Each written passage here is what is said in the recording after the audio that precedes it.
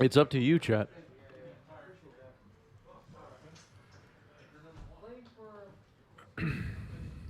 All right, we're underway here. Kevin on, the owner of Game Storia, the shop we all play at,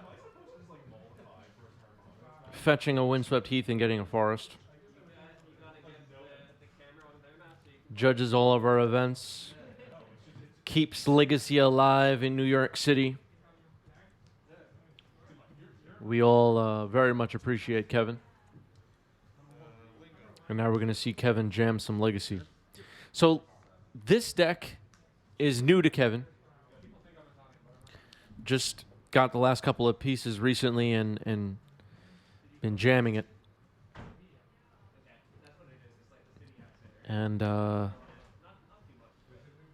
both players at the top of the standings for this event.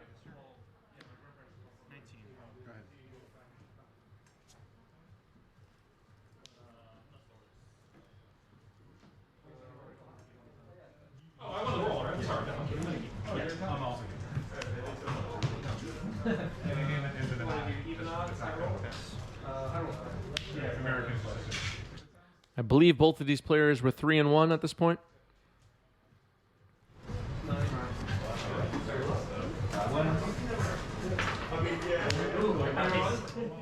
See a crop rotation in Kevin's hand.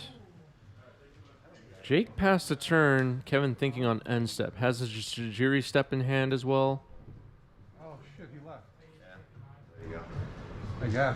I guess he left. He didn't tell me he was leaving.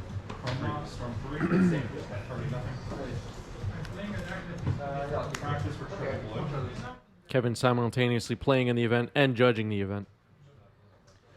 So someone had a question off cam.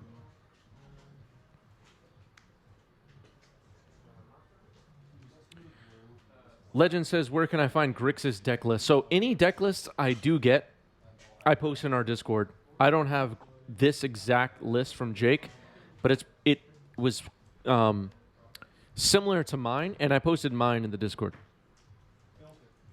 We might even have a card by card exact 75. I'm not sure. All right. Kevin attacking. I'll fetch to 18. Yep. Throw a Volcanic Island and Edict you.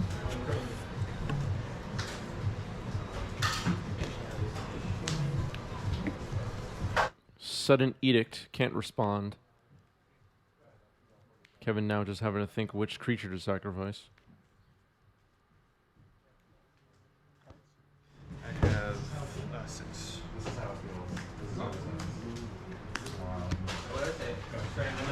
Real gamer against that. My version of that no longer has great shot.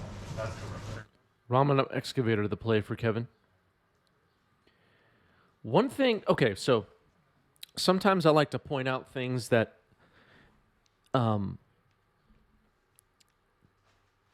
of get, how would you even describe it? Something to pay attention to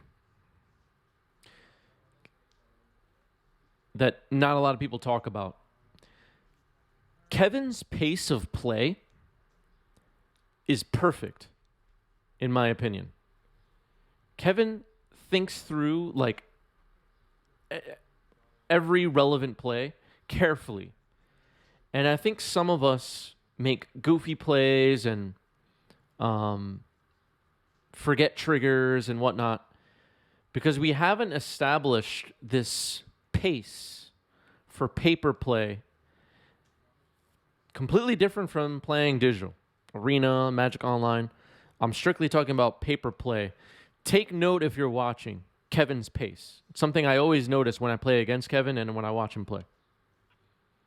He has that part of the game perfected. Almost never makes mistakes.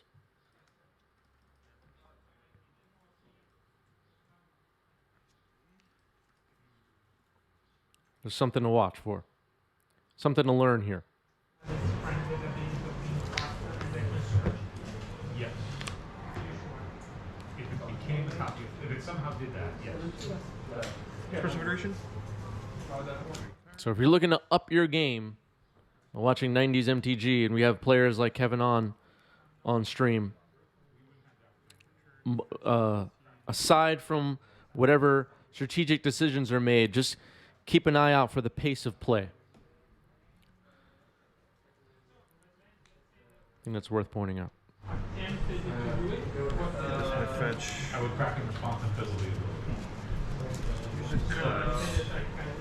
That's all right. It's not on the table. Look at an edict. Sudden Edict going back on top for Jake. Okay, so that's a Baleful Strix on Jake's side of the board. Unfortunately, it landed right into the glare. I apologize for that. But that is a Baleful Strix. Discarding to hand size, Polluted Delta gets thrown in the trash. We're in end step now. Okay, I was going to say, after hand size, that's it. But Very weird situation where you're going to counter that wasn't your. plays Windswept Heath in the graveyard with Ramanop fetching.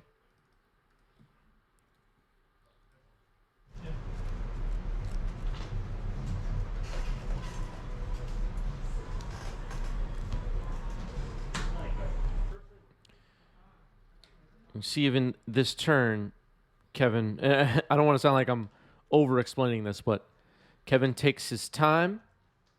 He's deliberate. Makes sure everything is being kept track of. This is important. This is important. And it's hard to do.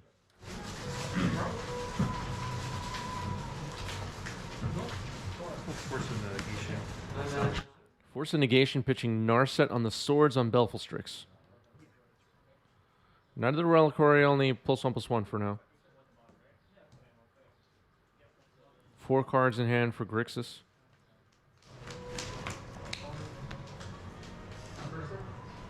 Basically, what I was thinking on is like there are worlds in which like I can go for a non-gunny out of goblins. But like, does that kill you? And I don't want to do 2 turns. Islands. And I'm gonna pass. And your turn? Yeah, maybe rhythm is a better word for it, Breck. That's a good point. Activating Night now on end step, sacrificing Savannah. Sudden Edict in response.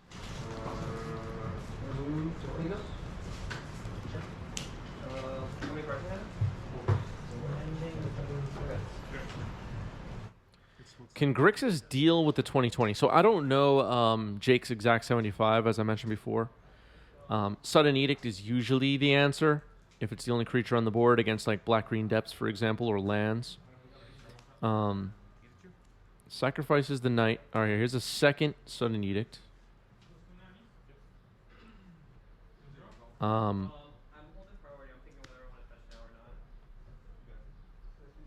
Let's see.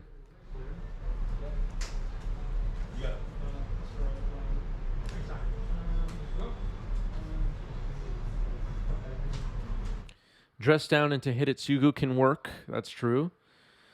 Petty Theft not likely in Grixis control. But Jace can bounce.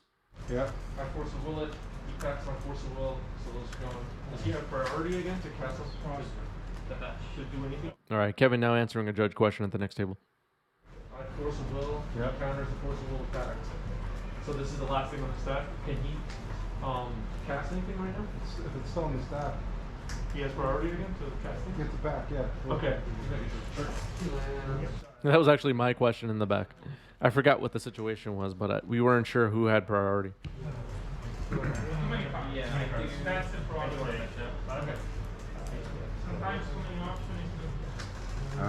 Copy. Yep. Triggers. Big boy. All that stuff. 2020.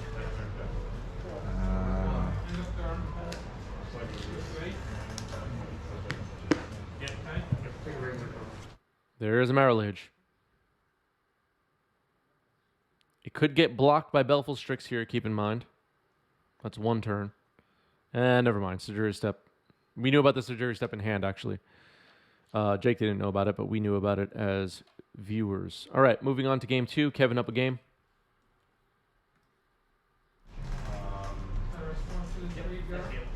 Sure. Delta to the Knight. Priority is a state of mind, yeah. Risk Island. So this trigger stuff that I'm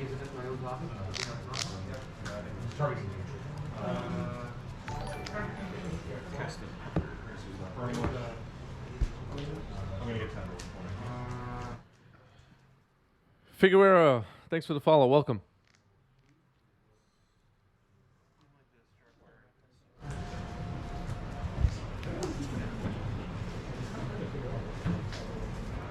Because it's just, I think, as people who play this deck, it's when I see someone with 7 brand new cards, like, oh, I'm just dead, right? Plateau for Kevin. Mox Diamond. Kasharks, thanks for the follow. Welcome. Mox Diamond, discarding.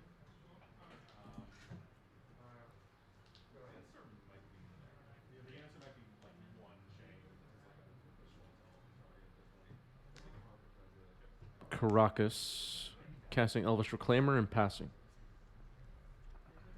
Ruination is a good sideboard card in this matchup, I agree.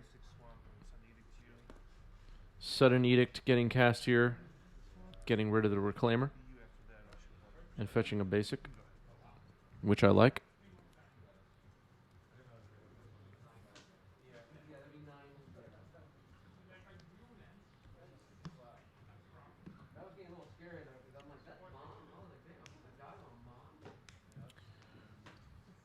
All right, Ramanap Excavator the play here, getting Force of Will, pitching Force of Will.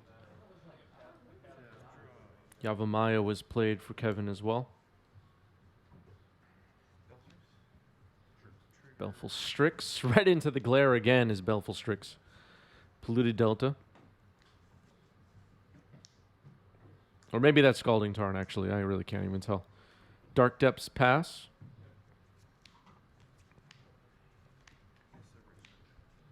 Brainstorm.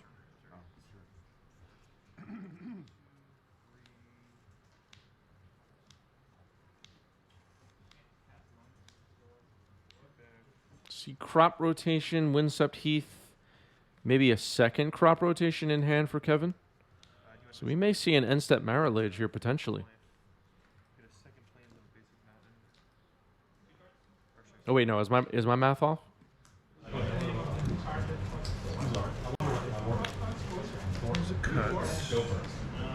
No, it's definitely, yeah, crop rotation, make a Marrowlage. All right, Hidetsugu consumes all, might force it to be played now, though. Let's see. I think that if you can't win by turn 2 and you're 7, you're probably putting stuff. Yeah, what are you second? Are you second the plateau? Yes. Yours. Crop Rot sacking Plateau. And I know someone's going to ask, so I'll say now the crop rotation was cast by Plateau using the Yavimaya green mana. Thespian Stage, of course. This is all in response to Hidetsugu consumes all, which will blow up Mox Diamond otherwise. Let's see if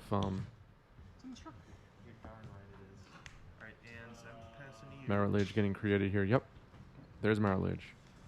Hoping you don't have it. So Jake has a blocker. Hidetsugu blew up the Mox Diamond. Crop Rot sacking Yavimaya. Oh no, the guy was going to play left-handed. There's Sajiri Step and good games. Good games.